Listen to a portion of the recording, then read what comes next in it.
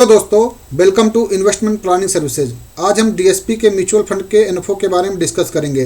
DSP ने साल 2024 के लिए सबसे पहला अपना म्यूचुअल फंड के इन्फो लॉन्च किया है मल्टी कैप कैटेगरी में।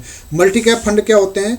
तो मल्टी कैप फंड बेसिकली क्या होते हैं कि जो लार्ज कैप और मिड कैप और स्मॉल कैप तीनों सेक्टर पे मिनिमम 25% इन्वेस्टमेंट करना जरूरी रहता है। तो मतलब 75% तो आपका लार्ज और मिड कैप में और स्मॉल कैप में डिवाइड हो जाएगा। रेस्ट जो भी अमाउंट हो या तो लार्ज कैप में बढ़ा सकता है या मिड कैप में बढ़ा सकता है या तो कैश के फॉर्म में रख सकता है, लेकिन मिनिमम 25% ईच कैटेगरी में रखना जरूरी रहता है। तो जो भी इन्वेस्टर 7 साल से ज़्यादा का टाइम होराइजन देख रहे हैं इन्वेस्टमेंट करने के लिए, सबसे बेस्ट रहता है मल्टी कैप फंड हो या फ्लैक्सी कैप फंड हो। उनके लिए क्या रहता है कि 7+ ईयर का ही टाइम होराइजन लेकर चलना पड़ेगा।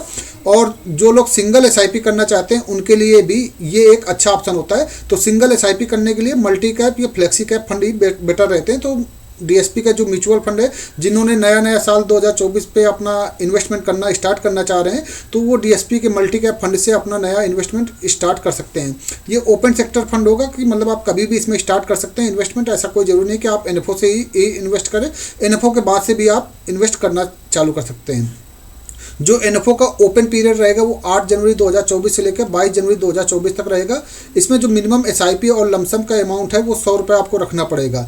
एग्जिट लोड नील है, मतलब आप एसआईपी भी 100 रुपये की कर सकते हैं और लमसम अमाउंट में भी आप 100 रुपये इन्वेस्ट कर सकते हैं। फेस वैल्यू 10 रुपये की एनएवी रहेगी। अब वही 10 रुपये की एनएवी का गेम स्टार्ट होता है कि 10 रुपये से आपका एनएवी स्टार्ट हो जाएगी। अब ये 10 रुपये की एनएवी कितनी ज़्यादा बढ़ती है, 200 हो जाएगी, 300 हो जाएगी, तो उसी हिसाब से आपका पैसा मल्टीप्लाई हो जाएगा।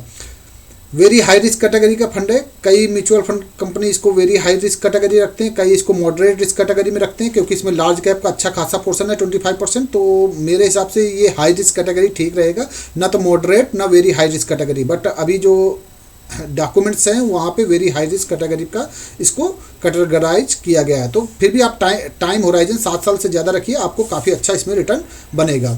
सिमिलर मल्टी कैप फंड की बात करते हैं तो जैसे निप्पॉन इंडिया का मल्टी कैप फंड है, इसने 1 साल में 34% का रिटर्न दिया है, 3 साल में 32% का रिटर्न दिया है, 5 साल में 19% का रिटर्न दिया है, 7 साल में 18% का रिटर्न दिया है। टाटा मल्टी कैप अभी ज़्यादा पुराना नहीं है तो उसने 26% का जनरेट करके दिया है। आईसीसीआई मल्टी कैप की बात करते हैं तो इसने भी लास्ट के 1 साल में 31% का, 3 साल में 24% का, 5 साल में 17% का, 7 साल में 16% का।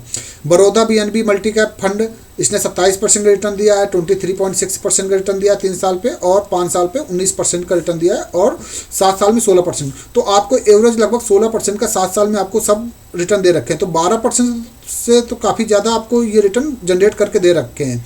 तो आइडियल जो म्यूचुअल फंड का इन्वेस्टमेंट का रिटर्न माना जाता है 12%, और वो 12% लार्ज कैप का माना जाता है। तो चूंकि इसमें लार्ज कैप भी है, मिड कैप भी है, स्मॉल कैप है, तो इसमें 16% का रिटर्न बहुत अच्छा आइडियल कंसीडर किया जा सकता है और बढ़िया रिटर्न यहाँ पे कंसीडर आप कर सकते हो।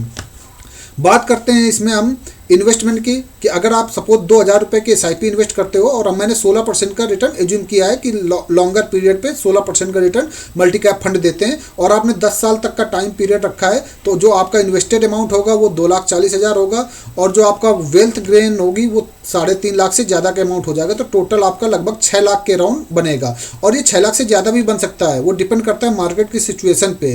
बट एक हम मिनिमम कंडीशन लेके चलें कि 16% के CAGR रिटर्न से कितना आपको यहाँ पे जनरेट होगा। बात करते हैं अगर लमसम हम 1 लाख रुपए कर देते हैं, 10 साल के लिए कर देते हैं, 16% के रिटर्न इसमें एज्यूम करते हैं, तो आपका 1 लाख होगा 3,90,000 रुपये बन जाएगा, और जो टोटल अमाउंट बन जाएगा वो 4,90,000 हो जाएगा। तो आप देख सकते हो यहाँ पे रिटर्न कितने अच्छे बनते हैं मल्टी कैप फंड। तो मल्टी कैप फंड कैटेगरी में इन्वेस्टमेंट करना एक अच्छा ऑप्शन हो सकता है। जो लोग सिंगल एसआईपी करना चाहते हैं या एक टाइम में ही लमसम अमाउंट करना चाहते हैं, तो उनके लिए मल्टी कैप फंड और फ्लेक्सी कैप फंड एक अच्छे फंड कंसीडर किए जाते हैं। तो आप इनमें इन्वेस्ट कर सकते हैं, या बाकी किसी भी टाइप के म्यूचुअल फंड में या एनएफओ में इन्वेस्टमेंट करने के लिए आप मेरे से कांटेक्ट करिए। मेरे चैनल को लाइक करें, सब्सक्राइब करें। Thank you very much.